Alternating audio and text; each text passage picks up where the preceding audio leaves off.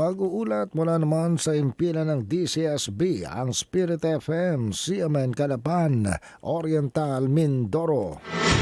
CNN Live Nation. Junard Acapulco, magandang araw sa iyo.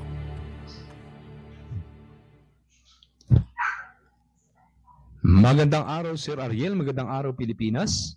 Inaprubahan ng Regional Tripartite Wages and Productivity Board o RTWPB, Mimaropa, ang bagong aumento sa minimum wage para sa mga manggagawa sa pribadong sektor at mga kasambahay sa rehiyon na magkakabisa simula January 1, 2026. Sa ilalim ng Wage Order Number RB Mimaropa-13, itinakda ang 455 pesos daily minimum wage para sa lahat ng manggagawa sa pribadong sektor sa rehiyon.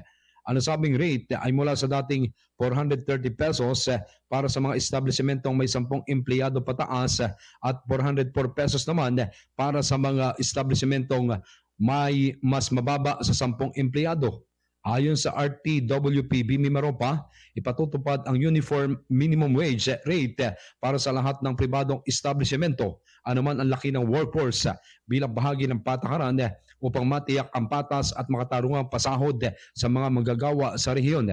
Samantala, sa ilalim ng Wage Order Number RB-Mimaropa-DW-06, itinaas din ang monthly minimum wage ng mga kasambahay sa buong Mimaropa region sa 7,000 pesos mula sa dating 6,500 pesos o may katumbas na 500 pesos dagdag kada buwan.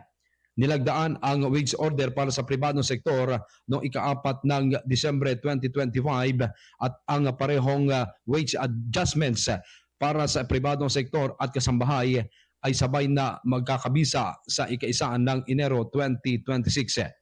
Hinimok ng RTWPB Mimaropa ang mga employer na ganap na sumunod sa bagong wage orders upang mapanatili ang maayos na ugnayan sa paggawa at maprotektahan ang kapakanan ng mga manggagawa sa rehiyon. Mula dito sa Oriental Mindoro, ako si Junard Acapulco ng DCSB Spirit FM Calapan City, reporting live para sa CMN Pilipinas. CNN Live Nationwide. Maraming salamat, Junard Acapulco, mula po sa impila ng DCSB, ang Spirit FM, CMN Calapan, Oriental Mindoro.